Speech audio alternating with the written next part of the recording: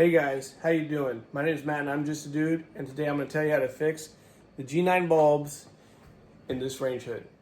Okay, so first we got to take this little flathead screwdriver, and what we have to do is we have to pull this lens down off of this hood. So what we're going to do is we're going to take this flathead screwdriver and we're going to slide it in this crack right here between the lens and the hood, and we're just going to pry it down little by little, going all the way around. Now be careful, there's a piece of glass in here, and you don't want to hit that glass with the edge of the screwdriver because it could crack it. So all we're going to do is go all the way around.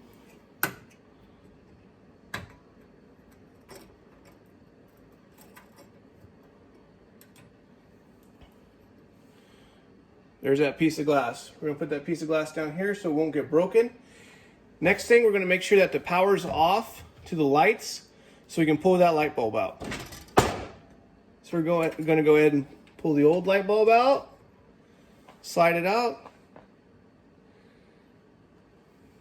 take the new G9 light bulb,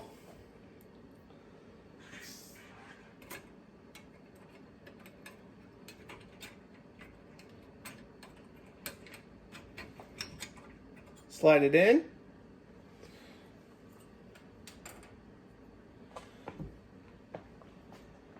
and this bezel fell out. And while this bezel fell out, it's a good time to show you that on it, it says G9 max 40 watts.